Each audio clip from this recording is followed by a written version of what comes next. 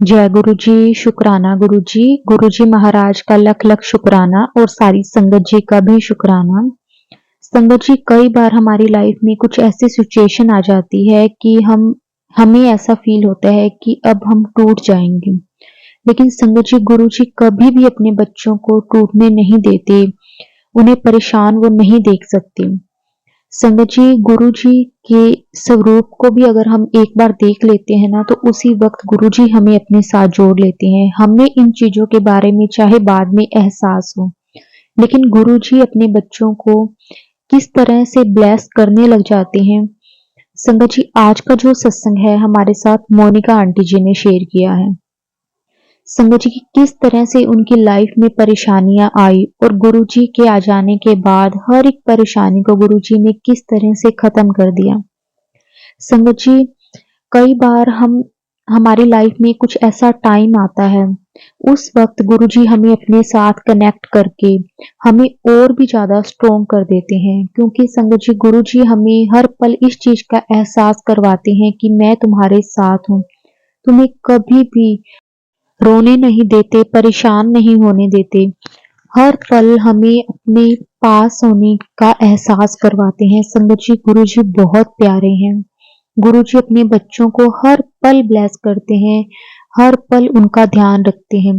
बड़ी से बड़ी मुसीबत को बहुत छोटा करके टाल देते हैं। संगत जी, गुरुजी का तो जितना भी शुक्राना किया जाए उतना कम है। संगत जी, आज का सत्संग बहुत प्यारा सत्संग है कि किस तरह से गुरुजी ने आंटी जी और उनके पूरे परिवार को ब्लेस किया। संगत जी, अगर आप भी अपना सत्संग शेयर करना चाहते हैं तो डिस्क्रिप्शन में व्हाट्सएप नंबर और जीमेल आईडी दी हुई है, आप उस पर सत्संग को रिकॉर्ड करके हमें भेज सकते हैं। गुरुजी की कृपा से आपका सत्संग भी सारी संगत जी के साथ जरूर शेयर किया जाएगा। तो आज का सत्संग संगत जी हम स्टार्ट करते हैं। जय गुरु जी, शुक्राना गुरु जी। जय गुरु जी, शुक्राना गुरु जी। ओम नमः शिवाय, शिव जी सदा सहाय। ओम नमः शिवाय, गुरु जी सदा सहाय। संगत जी, मैं अपना सत्संग आप लोगों से साझा करना चाहती हूँ। यह सत्संग मैं गुरु जी के आदेश से कर रही हूँ। मुझे बार बार गुरु जी का मैसेज आता था कि सत्संग शेयर कर, सत्संग शेयर कर। ये मेरा पहला सत्संग है। मेरे गुरु जी की जर्नी इस साल के जून के महीने से शुरू हुई। मैं मोनिका आंटी हूँ। मैं सत्संग शेयर करने जा रही हूँ। संगत जी, मैं पहली बार सत्संग कर रही हूँ। प्लीज़ मुझसे बोलने में कोई गलती हो जाए तो उसे माफ़ कीजिएगा। मेरे देवरानी के घर एक बार व्हाट्सएप से उन्होंने गुरु जी का स्वरूप देखा, तो मुझे लगा कि ये किसका स्वरूप है। उस समय मैं फ़ोटो बोलती थी। गुरु जी मुझे माफ़ करना, मैं उस समय गुरु जी के बारे में नहीं जानती थी। एक बार क्या हुआ कि मेरे परिवार में मुझे गलत बातों का आरोप लगा रहे थे, जो कि मेरा कोई गलती भी नहीं था। वो गलती मैंने की भी नहीं थी। शादी का माहौल था। मेरे देवर और देवरानी भी थे, जो कि वो दिल्ली में रहते हैं। उन्होंने गुरु जी को माना है। उनके गले में गुरु जी का लॉकेट रहता था। गुरु जी को बहुत मानते हैं। उनके लिए तो गुरु जी ही सब कुछ है। उस समय मैं गुरु जी की महिमा के बारे में नहीं जानती थी, तो मेरे देवर और देवरानी को मेरे बारे में गलत कहा गया। उन्हें लगा कि मैं गलत हूँ। मैं रोए जा रही थी, लेकिन मेरी कोई नहीं सुन रहा था। संगत जी, मेरी बहुत बड़ी फैमिली है, बड़े छोटे सभी रहते हैं। मैं मंजुल हूँ। मुझे बड़ा दुख हुआ। बड़े परिवार में तो बहुत सारी बातें होती रहती हैं, वो बात मैं नहीं बता सकती। तो मुझे लगा कि मैं किसको यकीन दिलाऊं।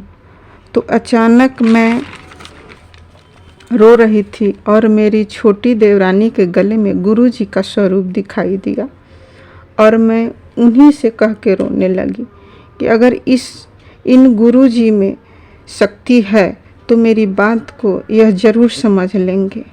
मैं सब इन पर छोड़ती हूँ और जो गलत लगा रहा है ना, वह एक बार अपने मुंह से कहेंगे कि हमने जो इनके बारे में कहा वह गलत है। गुरुजी, आप मानेंगे नहीं, कुछ ही दिन के बाद जिन्होंने मुझे गलत कहा था वह आदमी मुझसे सारे परिवार के बीच में आकर बोले कि जो हमने कहा था वह गलत है, हमें ऐसा नहीं कहना चाहिए था। संगत जी, मैं तो हैरान रह गई। जो व्यक्ति किसी के सामने झुकता नहीं, वो आदमी मेरे सामने आकर के पूरे परिवार के बीच में बोले।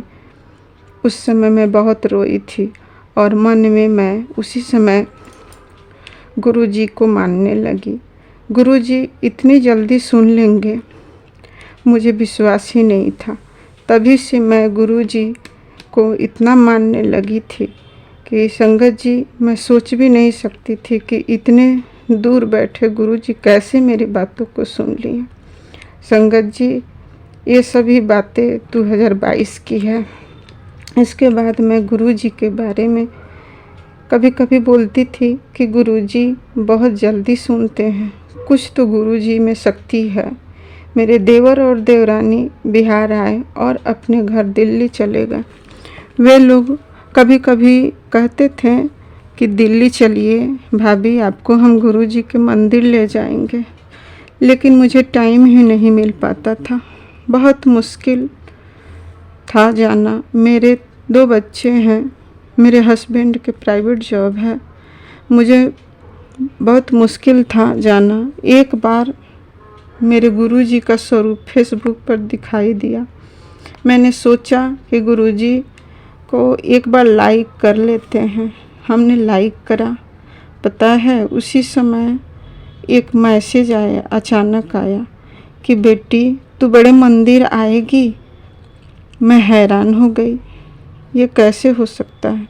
मैं तो सोच भी नहीं सकती थी कि मेरे हस्बैंड को टाइम ही नहीं मिल पाता कि दूसरा मैसेज आया, चलने की तैयारी कर ले बेटी, अपना पैकिंग कर ले। कि मैं हैरान। मैंने सोचा कि ऐसा कैसे हो सकता है, ये तो इम्पॉसिबल है। तभी उसी सप्ताह मेरे देवर और देवरानी का फ़ोन आया कि भाभी, बच्चों की छुट्टी जून में होने वाली है, आप दिल्ली आ जाओ, मैंने टिकट बनवा दिया है। मैंने बोला नहीं भैया, नहीं मानेंगे। तो वो बोले कि मैं भैया से बात कर लूँगा। मुझे डर लग रहा था कि मेरे हस्बैंड नहीं मानेंगे, वो थोड़ा गुस्सैल हैं, वो कहाँ मानेंगे। संगत जी, आप मानेंगे नहीं। वो अपने भैया के पास फ़ोन किए और मेरे हस्बैंड बहुत मुश्किल से माने। ये गुरु जी की ही महिमा थी और उनकी आज्ञा थी। ये सब कैसे अपने आप हो गया, मुझे तो समझ ही नहीं आ रहा था। वो तो गुरु जी की कृपा थी, मेहर थी। इन्होंने ही मुझे बड़े मंदिर लाने की प्लानिंग कर रखी थी। मैं अपने बच्चों के साथ दिल्ली जाने की तैयारी कर ली और मैं अपने देवर और देवरानी के घर चली आई। वो रोहनी में रहते हैं। उन्होंने मेरे हस्बैंड हम लोगों को वहाँ से लाकर छोड़ दिए और फिर बिहार चले गए। मेरे पास टाइम भी नहीं था, उनके पास टाइम नहीं था। बड़े मंदिर जाने की प्लानिंग हुई और हम उनके गाड़ी से बड़े मंदिर गए। मुझे तो विश्वास ही नहीं हो रहा था कि मैं यहाँ तक कैसे चली आई। ये सब गुरु जी की कृपा थी। हमने गुरु जी के दर्शन किए, जल प्रसाद मिला, फिर लंगर प्रसाद मिला और चाय भी हमने पी। इतना अच्छा लगा कि मैं बता नहीं सकती। कब मैं वहाँ दर्शन करके निकल गई मुझे पता ही नहीं चला। लगा कि मैं स्वर्ग में आ गई हूँ। इतनी फ्रेगरेंस थी। हमारे बच्चे भी साथ थे, हम सब परिवार एक साथ थे। मेरे साथ तो स्वरूप था ही नहीं। मेरी देवरानी बोली, दीदी आप गुरुजी के स्वरूप ले लो, यहाँ से यहीं पे मिलती है। मुझे पता भी नहीं था कि स्वरूप यहीं से लेते हैं। मैंने सोचा कि मुझे ऐसा स्वरूप मिलता जिसमें शंकर भगवान के साथ गुरु का स्वरूप हो। यही सोच के मैं स्वरूप लेने गई, क्योंकि मेरे पति गुरुजी को नहीं मानते थे। वे भोलेनाथ की पूजा करते थे। उतनी पूजा नहीं करते, लेकिन शिव को मानते हैं। संगत जी, आप मानोगे नहीं, मुझे पीले छोले वाला स्वरूप जो मिला, शंकर भगवान नाग के नीचे बैठे गुरुजी का मिला। मैं हैरान हो गई। जो मैंने सोचा ही नहीं वही स्वरूप मिला, क्योंकि मुझे डर था कि मेरे अंकल इनकी पूजा नहीं करेंगे, शंकर भगवान के साथ में बैठे गुरुजी को मानेंगे। ये मेरे मन में था। मैं उस समय स्वरूप को ले गई। गर्मी की छुट्टी दिल्ली में ही बीती। बच्चे खुश थे। वहाँ से जो जल प्रसाद लाई थी वह हमने रख लिया। मैं बिहार आई अपने घर। शुक्राना गुरुजी का, तेरा लख लख शुक्राना गुरुजी कि आपने मुझे बड़े मंदिर कैसे बुला लिया। अब तो मैं गुरुजी को जान से ज़्यादा मानती हूँ। मेरे अंदर एक अलग सी सुकून मिलती है। मेरे मन में कुछ भी गलत विचार आते हैं, जैसे कि हमारे बच्चे कैसे पढ़ेंगे, कैसे हमारी ज़िंदगी अच्छे से चलेगी, ये सब मैं गुरुजी के स्वरूप के सामने बोल देती हूँ। मन हल्का हो जाता है। निगेटिविटी तो बिल्कुल कम हो गई है। मैं वहाँ से आने के बाद मैं एक दिन रोटी बना रही थी तो मेरे मन में गुरुजी के प्रति बड़े भाव आए। मन में ही बोले जा रही थी कि गुरुजी, आप एक बार भी आपके दर्शन नहीं हुए। संगत जी कहती हैं कि गुरुजी दर्शन देते हैं ओम के रूप में, रोटी पर दिखते हैं, आपने तो कभी दिखाया ही नहीं। और मेरे मन में बड़ा भाव आया गुरुजी के प्रति। गुरुजी से मैं बोलने लगी और रोटी बनाने लगी। तभी मैं देखती हूँ कि मेरे रोटी पर बड़ा ही सुंदर ओम दर्शन दिए। मैं तो इतना हैरान हुई, मुझे तो विश्वास ही नहीं हो रहा था कि इतना सुंदर ओम कैसे बन गया। मुझे रोना भी आ रहा था और खुश भी हो रही थी। गुरुजी मेरे साथ आ गए, गुरुजी मेरे साथ आ गए। मैंने बच्चे को भी दिखाया, अपने पति को भी दिखाया। मेरे पति में थोड़ा सा विश्वास हुआ कि गुरुजी तो सच में ओम दर्शन दिए हैं। वो तो कुछ देर तक देखते रह गए। वो महीना पहला सावन का था।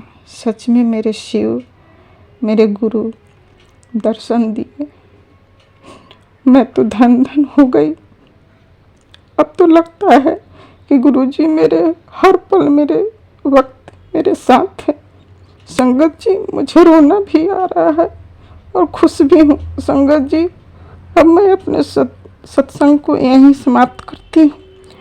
अभी बहुत से सत्संग है, वो मैं बाद में शेयर करूँगी। मेरे गुरुजी कैसे कैसे रूप में दर्शन देते हैं वो मैं आपको बाद में बताऊँगी। जय गुरुजी, शुक्राना गुरुजी। ओम नमः शिवाय। शिवजी सदा सहाय। ओम नमः शिवाय। गुरुजी सदा सहाय।